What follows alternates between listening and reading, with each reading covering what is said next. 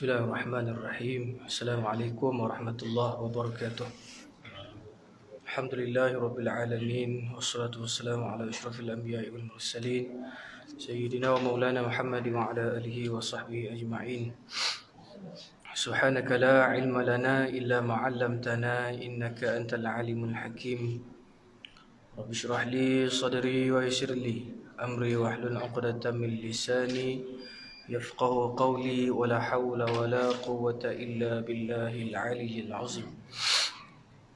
Alhamdulillah, pertama sekali kita panjatkan kesyukuran kita kehadrat Allah Subhanahu wa taala kerana dengan limpah kurniaan Allah, kasih sayang daripada Allah, selagi Allah beri kita pinjaman nyawa, selagi Allah menggerakkan segala tubuh badan kita supaya kita sentiasa dapat beribadat kepada Allah Subhanahu wa taala. InsyaAllah tersambung semula pengajian kitab Muhimmah pada muka surat yang ke 18. Masih lagi dalam 15 perkara yang dilakukan akan Allah Subhanahu wa taala turunkan bala. Yang ke berapa?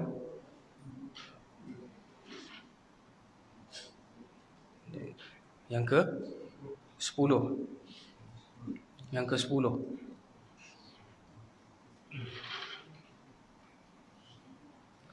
Qala musannif rahimahullahu ta'ala wa nafa'ana wa iyyakum bi'ulumihi fid darain.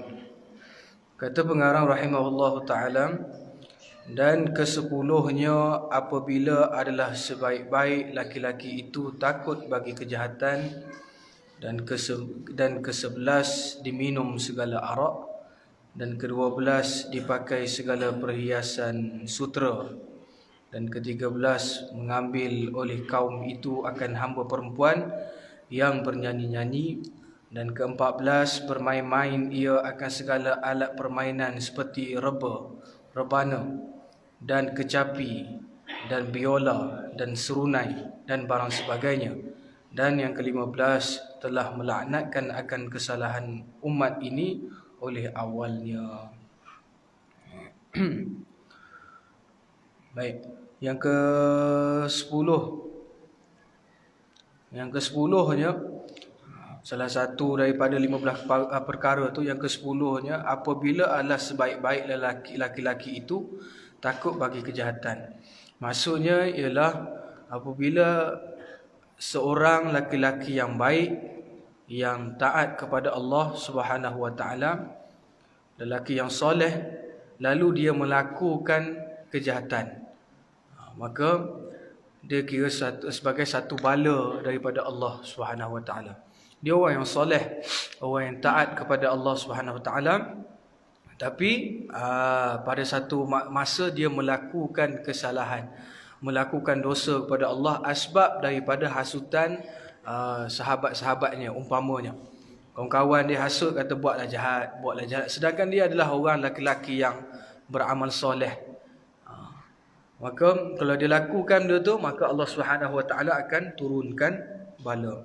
Umpama seorang ulama yang melakukan kejahatan kerana dia orang yang melakukan amal soleh, menyebarkan agama Allah Subhanahu wa taala, tapi satu ketika dia melakukan kejahatan yang dihasut oleh rakan-rakannya, maka Allah Subhanahu wa taala akan turunkan bala.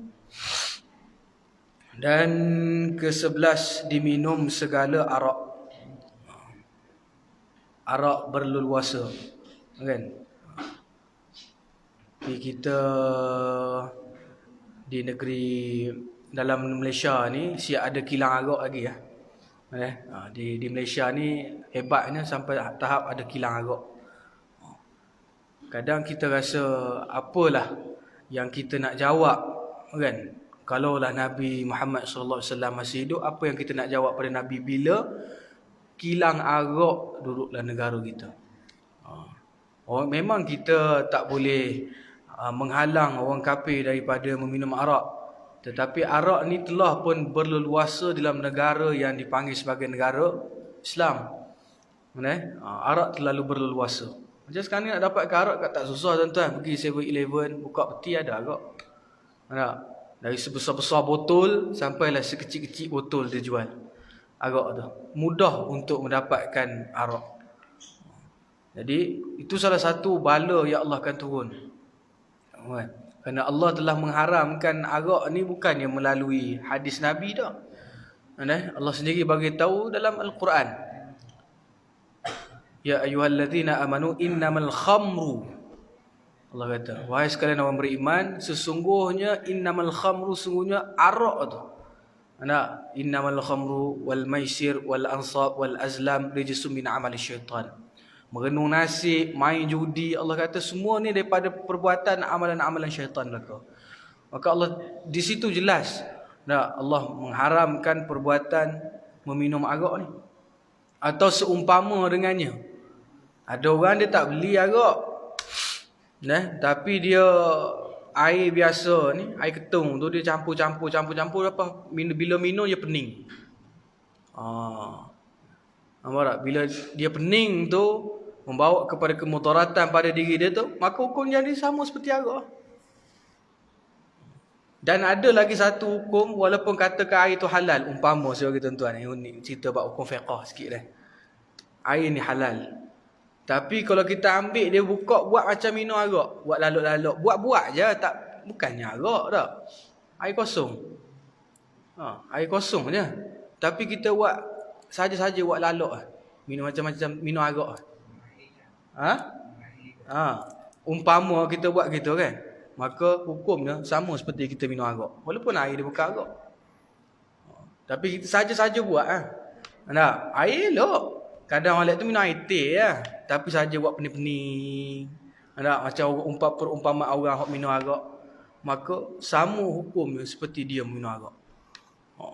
Tu kalau orang berlakon-berlakon tu, orang Melayu berlakon macam minum arak, dia tak minum arak sungguh. Dia minum air kok Coca-Cola ke Pepsi ke, tapi dia buat mabuk-mabuk, sama hukumnya seperti dia minum arak. Tu bahaya arak ni, kesan dia sangat berbahaya. Tengoklah berapa ramai dah orang mati accident. Dilanggar oleh pemabuk ni. Awak minum arak ni. Lawan arus, bawa kereta laut, lawan arus jalan. Semua daripada orang yang mabuk-mabuk. Mana kesan mabuk tu sangat dahsyat. Sebab tu Allah haramkan. Sebab tu Allah haramkan. Dan mabuk ni bukan baru lagi Allah haram tu. Zaman Nabi lagi telah diharamkan oleh Allah. Walaupun kalau kita tengok proses pembuatan arak ni kan, dia buat daripada buah anggur Buah anggur diperah, diperam yang lama, kemudian dimasuknya alkohol. Itu punca benda tu, bila minum boleh melalaikan seorang tu. Jadi orang tu jadi pening. Apa benda yang sedap tahu? Dan seumpama dengan arak lah. Benda yang bawa kepada rasa khayal. Bukan kata arak je, orang isap dadah pun khayal juga. Isap gang. Isap gang. Khayal tak khayal, bila tanya mu isap gang ni boleh apa? Pegang bulan. Isap gang. Hebat tak hebat orang isap gang bulan terus. Nampak tak? Nabi belah bulan, dia pegang bulan terus. Duduk bawah jabatan tapi memabukkan khayal benda tu, tu yang Allah Subhanahu Wa Taala, Islam tu mengharamkan perbuatan tu. Kerana dia tak jadi diri dia yang sebenar. Dia tak duduk pada alam realiti dia sendiri. Dia jadi tu benda merepek-repek apa benda sekalipun. Benda yang bawa kepada mabuk ke haram. Macam orang kata minum air ketung elok. Kan? Minum air ketung ni elok, memang betul. Ada, saya baca sendirilah dalam Google kan. Antara kebaikan orang yang minum air ketung ni, banyak kelebihan dia. Kecil manis, macam-macam lah. Tapi kenapa diharamkan benda tu? Kerana ramai orang yang salah guna. Dia salah guna untuk dia, bagi dia kata, nak minum arak, takkan kita nak minum arak, kata dia. Baik-baik kita minum air ketung campur sikit dengan ubat batuk, bagi pening-pening sikit, tak sama dengan arak, kata. Hukum jadi sama juga. Hukum dia tak sama juga walaupun minum. Perumpamaan macam saya bagi pada tuan-tuan tadi lah, air kosong je tapi dia buat lalok supaya minum arak. Maka jadilah hukum seperti orang yang meminum arak. Maka jauhilah arak dan seumpamanya lah. Bukan kata arak saja, apa benda yang mengkhayalkan. Maka elakkanlah. Dan ke-12, dipakai segala perhiasan sutera. Kain sutera haram bagi laki-laki untuk memakainya. Kan? Selalu kain sutera ni orang lelaki pakai tika bila? Baju batik. Baju batik banyak dibuat daripada kain sutera. Memang banyak lah. Saya pun pernah dapat orang bagi. Orang bagi saya baju batik. Tapi kain tu dia sendiri cakap, ni kain sutera, ni segi Kelantan. Orang bagilah. Orang kawan di Kelantan bagi kain. Tengok kain sutera. Sampai sekarang tak pakai-pakai. Sebab orang lelaki memang hukumnya adalah haram memakai kain sutera. Tak kira lah mu pakai untuk apa, ibadat ke, pakai untuk pergi kerja ke, pakai memang orang lelaki. Kerana kain sutera tu adalah perhiasan bagi orang perempuan, bukan bagi lelaki. Jadi kita tak boleh kata kita pakai ni dekat rumah-rumah dia ustaz, tak keluar baru tak boleh. Memang dekat sebut dah kain sutera tak boleh pakai bagi orang lelaki. Maka elokkanlah diri kita daripada memakai kain sutera.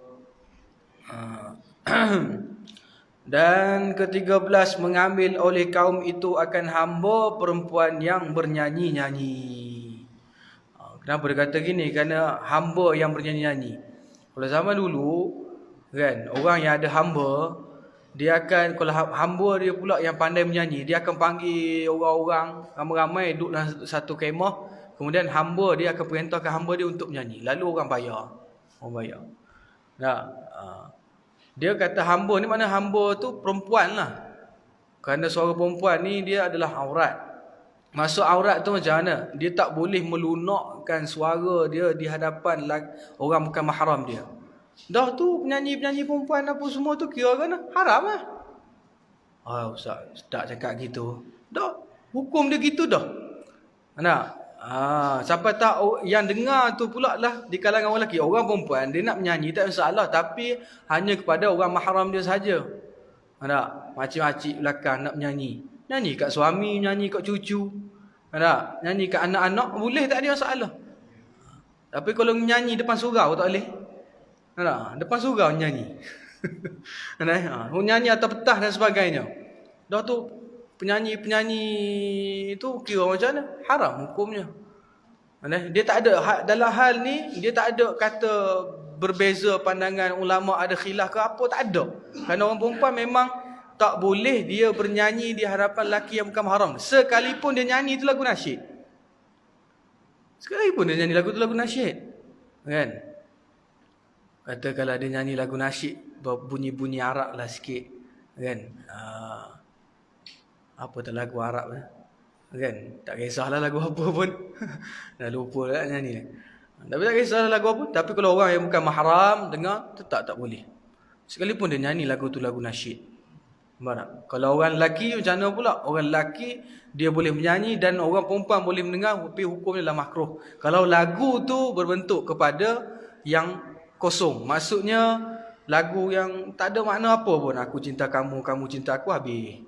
Dia ulang waktu. Ulang waktu 18 kali anugerah. Dia ulang waktu je. Aku cinta kamu, kamu cinta aku, 18 kali anugerah. Waktu kalau orang perempuan dengar orang lelaki ni, hukumnya adalah makruh. Tapi kalau orang perempuan tu sendiri nyanyi, tak boleh. Memang tak boleh. Lepas tu kalau yang penyanyi-penyanyi perempuan zaman sekarang ni lagu mana? Taubat lah. Bertaubat. Kerana dia melunakkan suara dia di hadapan lelaki yang bukan mahram adalah satu perbuatan yang diharamkan oleh syarak. Dia tak ada kata berbeza pendapat ke apa ke, tak ada. Memang tak ada beza pendapat dalam soal ni. Tak boleh nyanyi di hadapan orang yang bukan mahram. Yang mendengar pun jadi haram. Kerana kita pula bila dengar kata memuji pula suara dia. Tetapi dosa yang lebih besar ialah wanita itu sendiri, kerana dia yang buka ruang fitnah tu. Kita hak tukar lelaki ni tahu dah haram. Sajalah orang perempuan nyanyi. Gediklah sikit kita dengar. Kalau kita nak orang perempuan nyanyi juga boleh. Suruh bini kita. Malik suruh nyanyi. Yang nyanyi sikit ya. Ikut dah nyanyi lagu apa pun tak kisah. Tapi hanya untuk mahram. Tapi kalau orang lelaki kalau dia nyanyi lagu yang Orang kata apa? Supaya tak adil lah. Aku cinta kamu, kamu cinta aku. Hukumnya adalah makruh bagi orang lelaki yang menyanyikan lagu-lagu tersebut. Kalau orang lelaki yang menyanyi lagu, orang panggil apa? Mengangkat semangat perjuangan. Orang panggil apa? Patriotik. Patriotik lah. Kalau menyanyi lagu yang begitu, hukumnya adalah harus. Kalau menyanyi lagu-lagu yang mengajak orang supaya insaf, mengajak orang dekatkan diri kepada Allah, hukumnya adalah sunat. Itu bagi orang lelaki. Tapi kadang kita ni dengar bunyi arak, dengar lagu bunyi arak, orang kata lagu arak. Padahal kadang lagu cinta lah. Kita dengar kod radio lagu arak, kata ini apa maksud dia ni. Kadang lagu tu maksud dia lagu cinta je. Bukan nak kata cinta pada Nabi ke apa, tak. Cinta ada manusia. Ada je dalam YouTube tu banyak. Orang Arab nyanyi lagu-lagu cinta supaya kita lah. Jadi elokkan orang perempuan daripada bernyanyi-nyanyi, baik isteri ke ataupun hamba tak ada lah, ataupun anak kita ke. Menyanyi boleh, tapi dengan syaratnya hanya orang yang mahram saja yang boleh dengar. Selain daripada mahram, hukumnya adalah haram, tak boleh. Lepas tu hasil daripada pendapatan tu jadi mana? Jadi haram lah. Buat kerja haram, hasil pendapatan jadi haram. Itu aja. Cuma sekarang ni orang kata, Allah parok sangat sampai tak boleh nyanyi. Ustaz, dah memang hukumnya begitu. Cuma kita di negara kita ni, benda ni dah dibuat terlalu lama sampai dah menjadi satu adat. Kalau perempuan tak menyanyi rasa macam ni apa yang salah, hanya perempuan menyanyi sampai jadi begitu. Hukum agama tu tak ada dah. Orang jadi pelik. Macam contohlah tuan-tuan kan, baru-baru ni keluar di Facebook, di YouTube, yang di Pertuan Agong kita pergi turun sendirilah, pergi bagi bantuan, bagi duit pada orang banjir di Pahang. Sebenarnya benda tu bukan sesuatu yang pelik. Kerana dalam Islam memang dituntut oleh para pemimpin untuk pergi cari orang susah untuk bantu. Nampak tak? Bukan sesuatu benda yang pelik. Tapi sekarang ni bila kita tengok, jadi pelik. Wah, hebatnya Agong kita buat benda gitu. Sampai saya sendiri pun teruja kata bagus. Sebab apa? Berapa puluh tahun para pemimpin ngangkang saja. Duk saja, tak buat apa. Sampai bila kita tengok, kita pula rasa peliknya. Tak bagusnya. Sedangkan benda tu memang dah dituntut pada agama, pada setiap orang pemimpin mesti kena laksanakan benda-benda gitu. Bukan suruh orang. Nampak? Bukan kata aku bagi bitihmu pergi buat tak boleh. Bila kita dah memegang satu jawatan, maka kita sendiri yang kena melaksanakan benda tu. Cuma kalau nak mengajak orang bantu kita melaksanakan, tak ada salah. Tapi kalau kita serahkan kita punya kuasa, kita punya kerja kita kepada orang lain, sedangkan kita hanya duduk saja, tak boleh. Tak? Tapi Alhamdulillah, yang di Pertuan Agong kita, dia sanggup turun bagi sendiri bantuan. Bagus, tak ada sombong langsung. Nampak tak? Tengok macam Saidina Umar, sama Saidina Umar. Tengah-tengah malam, orang tidur belaka, dia pergi jalan celah-celah rumah. Pergi cari siapa dia yang susah. Pergi jalan tengah-tengah rumah. Cari siapa yang susah. Nampak tak? Untuk dia bantu. Tengok, dan akhirnya dia jumpa satu rumah yang mana ada anak-anak yang menangis. Mak dia tengah masuk tapi anak menangis. Bagi salam, buka pintu. Tanya kenapa anak-anak menangis ni. Dia kata, anak aku tak makan satu hari lah. Anak aku tak makan satu hari. Sayyidina Umar dia pergi jumpa ibu tu. Ibu tu kata, anak aku tak makan satu hari dah. Aku tak tahulah apa yang Umar buat. Dia tak tahu yang dia tengah bercakap dengan Umar. Tapi kita tahu dah, Umar ni orang debel. Orang yang cepat marah, orang yang garang. Tapi dia tak pukul makcik tu. Dia tak pukul ibu tu. Sedap mu kata kat aku bancu tekak. Tak ada. Dia tak marah. Lepas tu dia tanya pula, lepas tu yang mu masak tu apa? Dia kata, aku tengah masak pasir. Aku tengah masak pasir supaya bila anak aku bangun tengok aku tengah masak, aku suruh dia tidur balik. Biar nanti dia bangun, dia boleh kata dengan dia, nanti bangun boleh makan. Bila anak aku bangun tengok aku tengah masak lagi. Begitu tuan-tuan dia buat satu hari. Dia cakap dengan Saidina Umar, aku tak tahulah Saidina Umar ni sebagai pemimpin dalam negeri ni, negara ni dia pemimpin, tak tahu apa yang dia buat. Sampai kami yang kelaparan dia tak ambil tahu. Tapi alhamdulillah Saidina Umar ni dia tak arah orang gitu. Dia balik, dia pergi ke tempat simpan makanan kerajaan, dia ambil gandum, dia pikul sendiri atas badan dia. Dia sendiri pikul. Dia sendiri pikul atas badan dia, balik nak pergi hantar dekat apa nama ibu tadi tu. Kawan dia kata apa? Pengikut dia kata apa? Hei Amirul Mukminin, hei Saidina Umar, bagilah aku angkat mu pemimpin. Buat apa mu susah-susah? Biar akulah yang angkat. Aku boleh angkat. Apa Saidina Umar kata? Nak kamu tanggung dosa yang sedang aku tanggung ni? Mu nak tanggung? Aku ni tengah berdosa ni. Kalau aku angkat apa ni? Kalau mu ambil apa nama ni gandum yang aku bagi padamu, bila mu angkat gandum ni, mu tanggung juga dosa. Sampai tahap gitu. Sebenarnya benda tu bukan satu benda yang pelik, tak pelik. Tapi bila tak dilaksanakan oleh para pemimpin, membuatkan kita, bila kita lihat ada pemimpin yang rasa pelik. Sedangkan tu bukanlah benda yang pelik. Pemimpin ramai orang nak jadi pemimpin. Tak? Tapi kita kena ingat, pemimpin pada diri sendiri dan ahli keluarga pun belum tentu kita lepas lagi. Macam mana lagi kita nak jawab bila kita dipilih? Kalau dipilih tak apa, yang memilih diri sendiri itu parok.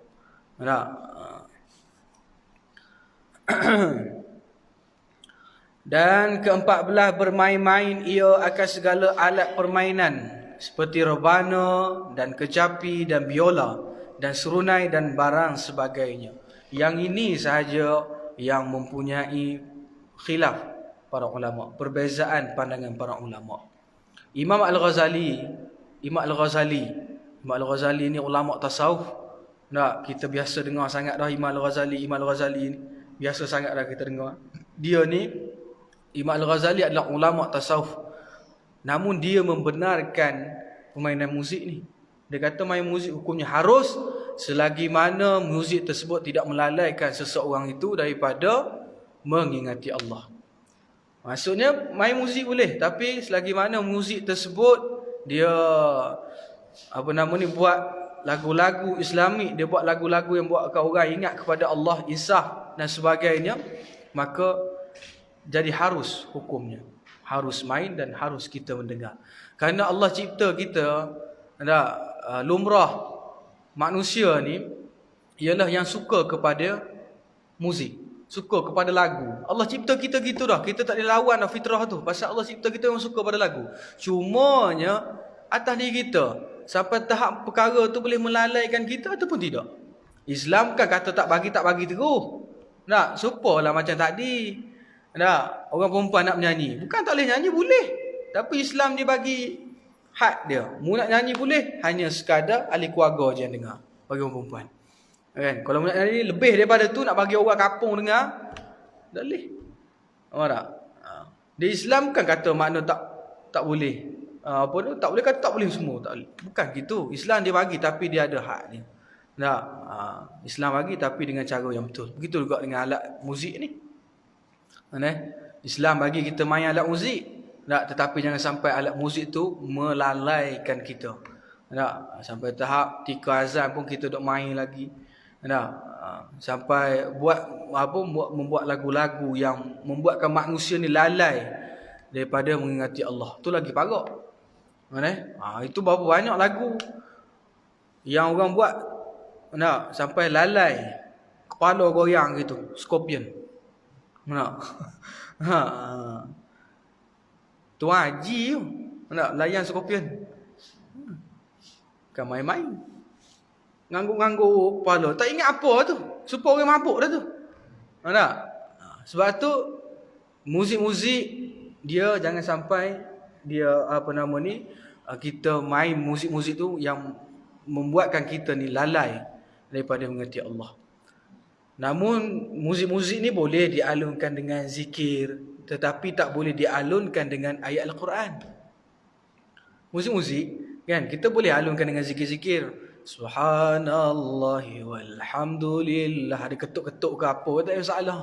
Tapi tak boleh ambil daripada ayat Al-Quran. Tapi ada orang buat sekarang, bukan luar negara, dalam negara kita sendiri. Cuma orang anggap, orang tak perasan, orang ingatkan benda tu zikir. Tapi sebenarnya zikir tu daripada ayat Al-Quran.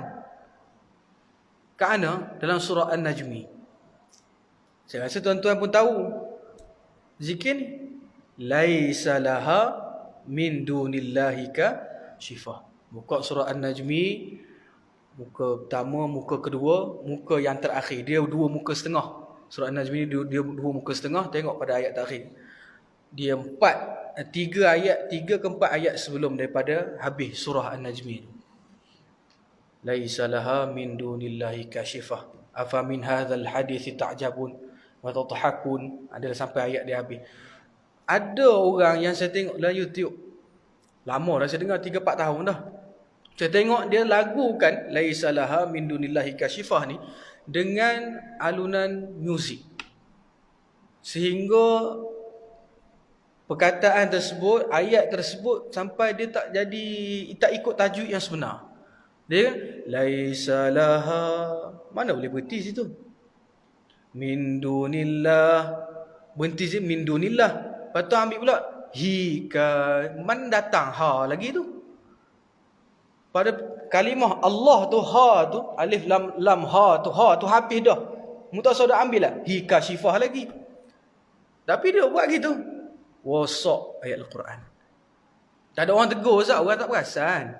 Sebab kebanyakan kita, saya daripada kecil saya dengar dah laisa laha min dunillahi kashifah ni. Nah, dulu-dulu pun ada orang zaman 70-an dulu pun ada orang yang buat laisa laha min dunillahi, tapi tak ada alunan muzik. Dia cuma melagukan dia zikir tersebut. Yang sekarang ni bila dah terlalu moden, tuan-tuan tahu orang zaman sekarang ni nak buat muzik, nak buat satu lagu, tak perlu dah nak main gendang-gendang, ketuk-ketuk, main gitar, tak payah dah. Kok komputer dia buat semua. Main komputer. Daripada satu komputer tu dia boleh buat drum, dia boleh masuk gitar, dia boleh masuk itu, boleh masuk piano. Semua benda dengan satu komputer tu je. Tak perlu dah nak panggil orang piano, main piano je. Nak panggil orang gitar, main gitar, panggil orang drum. Tak perlu dah. Dengan hanya satu komputer tu dia boleh buat belaka. Bila terlalu mudah, dah orang pula salah guna benda-benda gini. Perhati balik. Nak laisa laha min dunillahi kashifah. Jangan melagu-lagukan ayat Al-Quran. Nak buat zikir diiringi dengan muzik, tu tak jadi masalah, tak ada siapa pun larang. Kerana malahan benda tu diharuskan pada syarak. Kadang-kadang ada zikir-zikir bila alunan muzik tu sedih, buatkan kita rasa. Sebab tu tak dinafikan tuan-tuan. Kerana antara fitrah manusia ni Allah cipta suka pada bunyi-bunyian. Namun jangan sampai dia melekakan, nyanyi lagu-lagu yang memuji tubuh badan wanita, kan? Kena perbaiki balik lagu-lagu itulah. Jangan sampai ayat Quran pun dilagu-lagukan dan diiringi dengan muzik.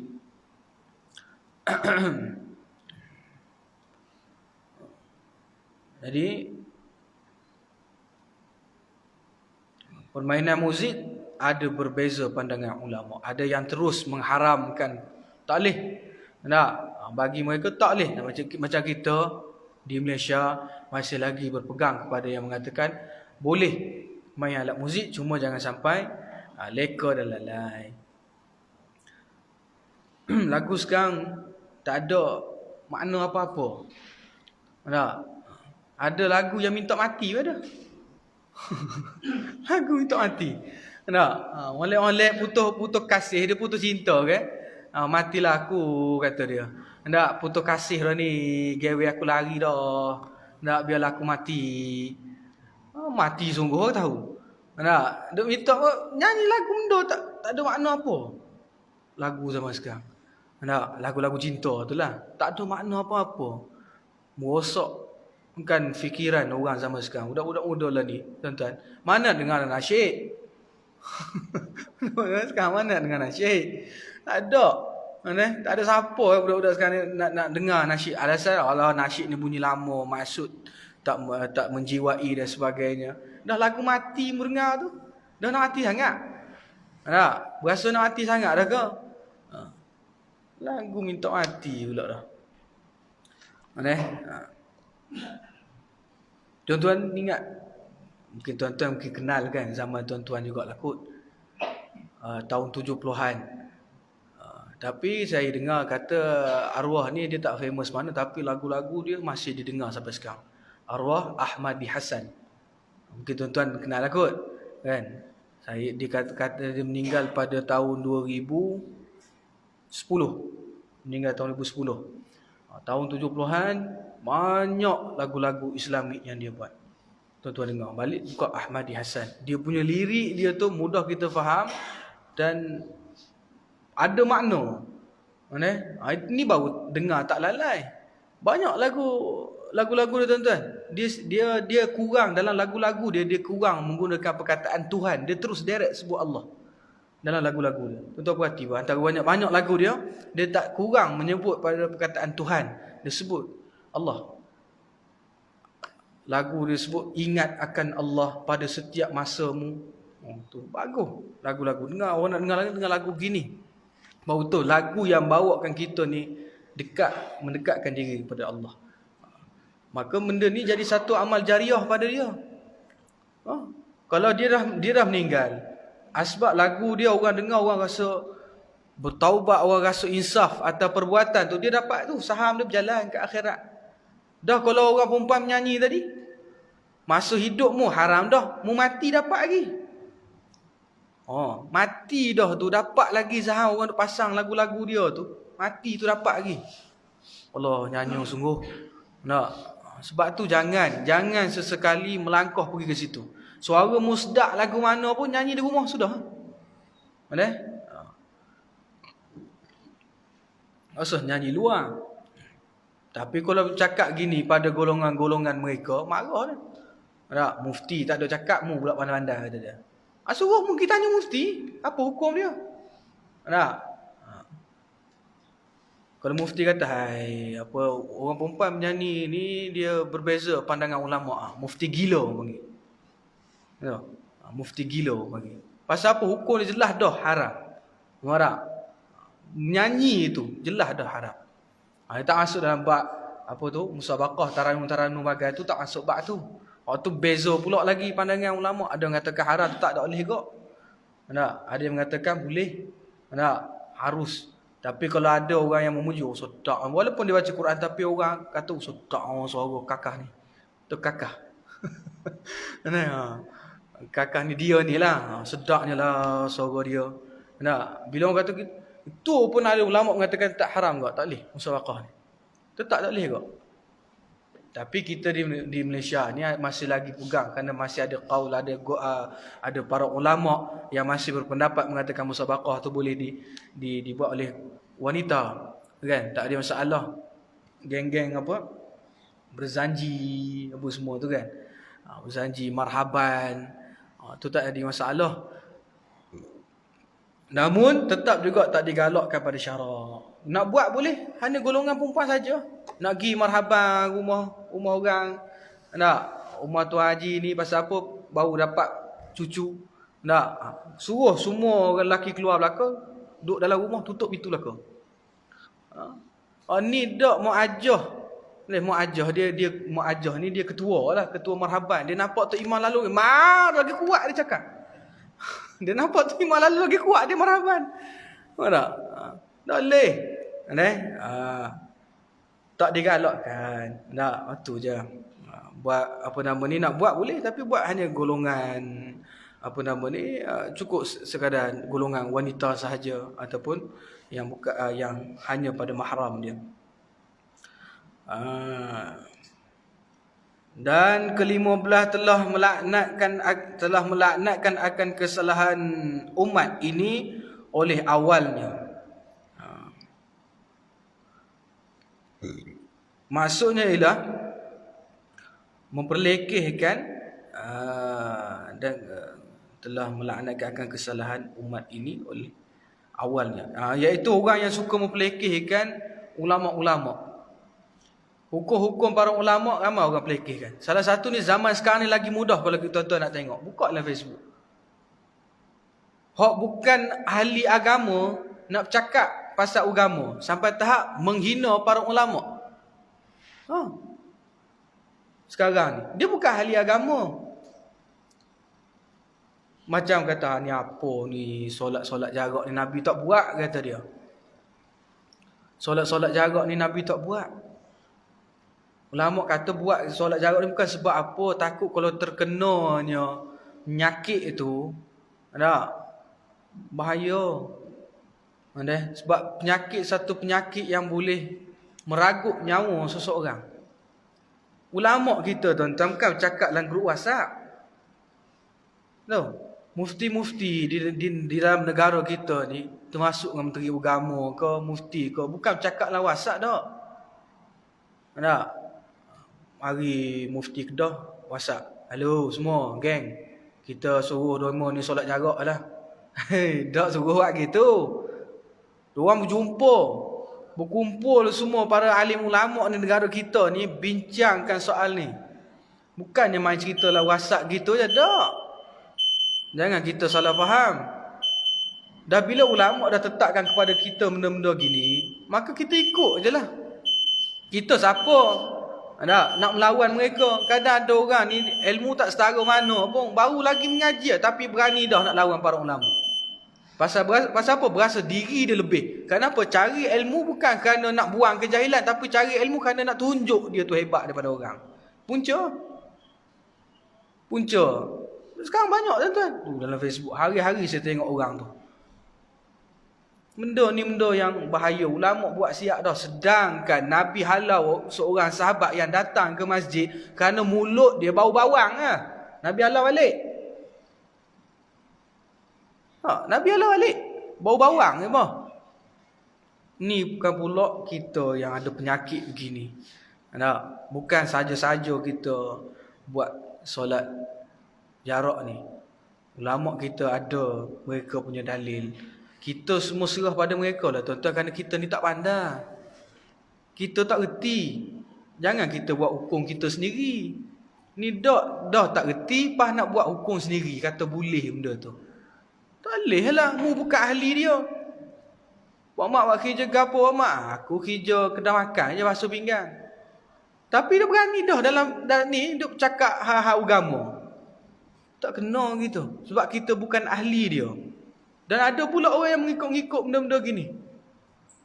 Kita nak takut Covid ke kita nak takut Allah? La ilaha illallah. Bukan itu persoalan ni, takut Covid ataupun takut Allah. Kita wajib takut pada Allah. Tapi bukankah Allah juga perintahkan kepada kita supaya memelihara diri kita daripada kebinasaan? Macam hukum rokok lah dalam Quran ada tulis ke tuan-tuan rokok? Mana? Innamal haramun rokok. Tak tulis pun. Allah tak tulis pun. Ni haram rokok tapi datang hukum haram rokok ni lagu mana pula? Tak. Para ulama mereka berijtihad. Tak. Mengatakan haram. Kenapa? Kerana mengambil ayat daripada Quran, memelihara diri kamu daripada kebinasaan. Itu sebab doktor pun keluarlah. Ahli dia, Pak. Ulama pun rujuk pada ahli dia. Pasal ulama tak reti bab kesihatan. Dia pergi rujuk pada doktor. Doktor, aku nak tanya kamu ni, orang isap okok lagu mana cerita ni? Doktor pun buat kajian, dia kaji. Orang kata bahaya bagi orang tua yang terlalu tua, bahaya isap okok. Kanak-kanak bahaya, ibu mengandung bahaya. Maka haramkan. Ulama haramkan bagi golongan-golongan begini. Manakala yang sihat tubuh badan isap okok tak ada apa, tak ada masalah apa pun, letak pada hukum yang makruh. Kerana tak ada yang mengharamkan rokok secara jelas dalam Quran. Boleh nampak tuan-tuan? Kan? Sama juga hukum COVID-19 ni, benda tak ada tulis dalam Quran COVID-19 ni. Tak ada tulis kok dalam hadis COVID-19 ni, tak ada tulis. Tapi kita mengambil daripada ulama, ambil daripada ayat Quran. Mengambil, memelihara diri kamu daripada kebinasaan. Kalau mu rasa COVID ni tak bahaya bagi mu, pergi setuh lah. Mu pergi setuh orang yang ada COVID. Mu rasa sendiri lagu mana penyakit dia.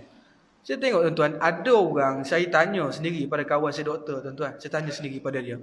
Dia kata, orang yang antibody dia kuat, dia akan kena apa dah? Sekadar sesema.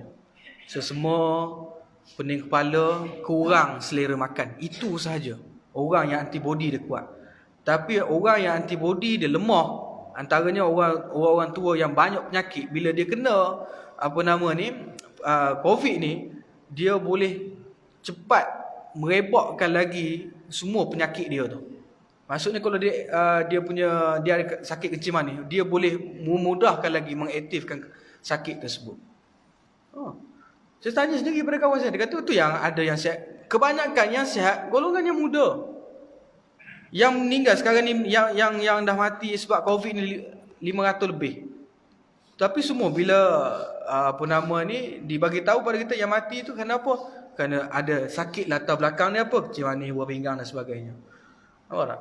Sebab bila kena menatang COVID lah. Kena menatang COVID tu, dia lagi mengaktifkan sakit kita sedia ada dah. Bahaya benda ni. Kalau orang antibody kuat, tak apa. Ada orang dia kena, dia tak tahu benda tu dia kena, tapi dia kena sesama sikit, sebenarnya dia kena dah. Tapi disebabkan antibody dia kuat. Dan salah satunya lagi, Allah tak bagi benda tu pada dia lah. Asbab je lah antibody dia kuat. Semuanya datangnya daripada Allah Ta'ala juga. Jadi kita ada para ulama' kita, hormati ulama' kita. Jangan kita pula pandai-pandai, kerana kita bukan golongan dia. Tuan-tuan ada tengok tok-tok guru mengamuk dengan mufti-mufti? Ada? Saya tak tengok lagi lah. Saya tak nampak lagi para asatizah, para alim ulama' dalam negara kita ni, dalam negara Malaysia ni, mengamuk kepada kerajaan, kata sembahyang jarak-jarak. Saya tak tengok lagi.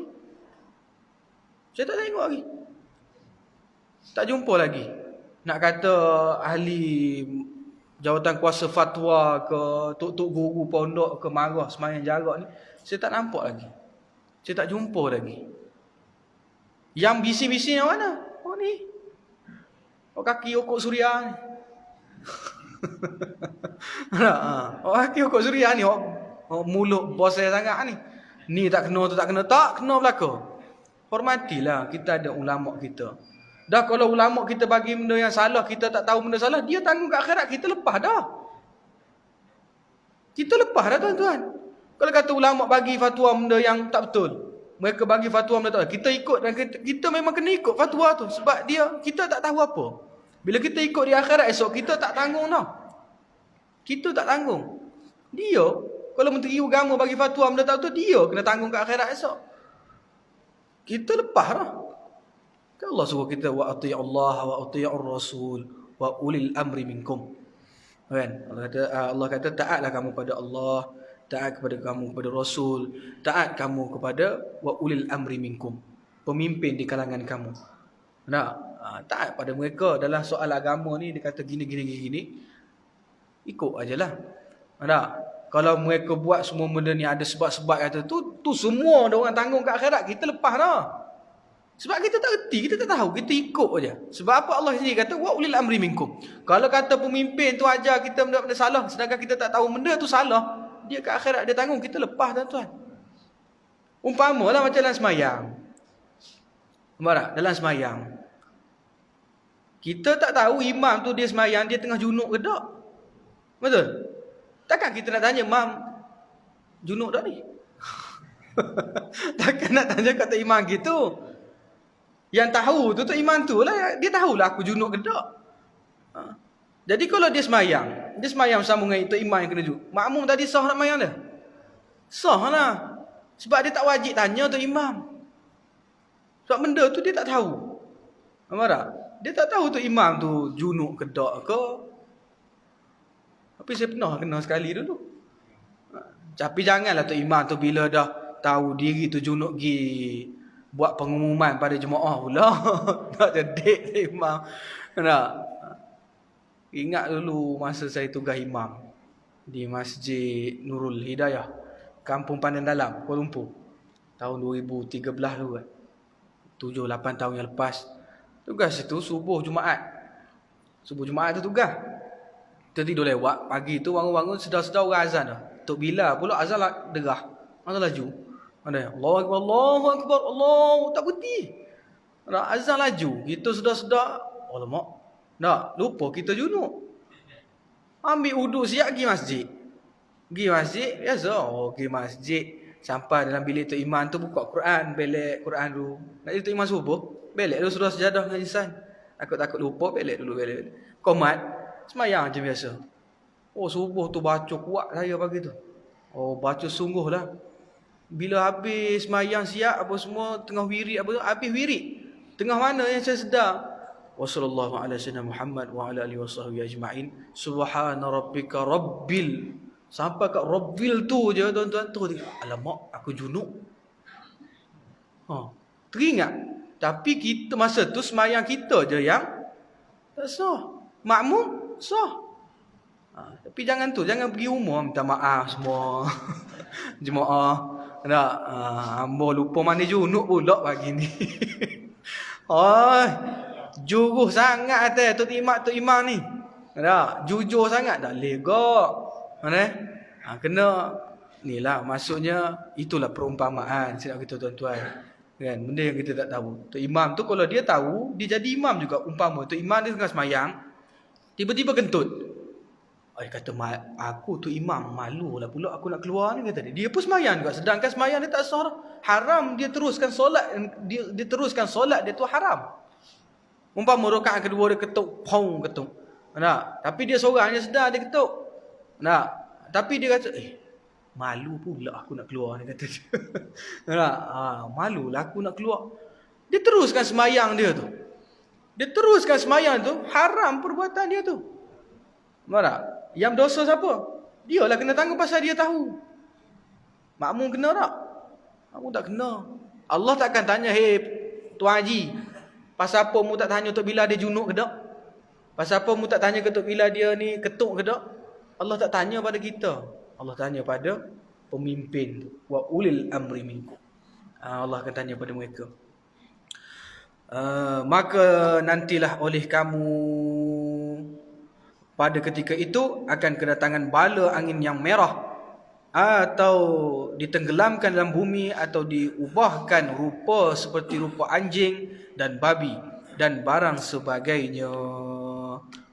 Tu tuan. Kalau buat 15 perkara ni, Allah akan turunkan bala lah dah. Kalau 15 perkara ni berlaku di suatu tempat, maka Allah akan turunkan bala. Angin yang merah, umpama virus lah ni macam sekarang ni, kan, virus. Banyak perkara tuan-tuan. Kemudian ataupun Allah kata Allah akan turunkan bala angin yang merah, ditenggelamkan ke dalam bumi. Ni salah satu benda yang tenggelam dalam bumi. Siapa dulu berlaku dulu? Pada Qarun, kan? Bongkak dengan harta yang dia ada, hanya menyambut orang yang baik, orang yang apa orang kata, orang yang hebat-hebat je, menzalimi orang bawahan dia, menzalimi orang yang pinjam duit dengan dia. Allah buat apa? Allah turunkan bala pada dia, tenggelam. Atau berubah rupanya seperti anjing dan babi. Nauzubillah min zalik. Kita minta jauh daripada Allah. Kita minta jauh supaya Allah pelihara kita daripada perkara-perkara yang disebutkan oleh Nabi Muhammad sallallahu alaihi wasallam. Ini suatu tanbih pula, wallahu alam. Kita berhenti kat situ, insya-Allah. Hanya umur rezeki kita sambung lagi pada masa yang akan datang. Hari ni apa bulan? 14 hari bulan 1. A'udzubillahi minasyaitonirrajim. Bismillahirrahmanirrahim. Alhamdulillahi alamin wassalatu wassalamu ala asyrafil anbiya'i wal mursalin wa ala alihi wa sahbihi ajma'in. Allahumma arinal haqqa haqqan warzuqna ittiba'ahu wa arinal batila batilan warzuqna ijtinabah. Rabbana iftah bainana wa bain qaumina bil haqqi wa anta khairul fatihin. Rabbana atina fid dunya hasanah wa fil akhirati hasanah wa qina adzaban nar. Sallallahu ala sayyidina Muhammad wa ala alihi wa sahbihi wa baraka wa sallam. Walhamdulillahi rabbil alamin. Assalamualaikum warahmatullahi wabarakatuh.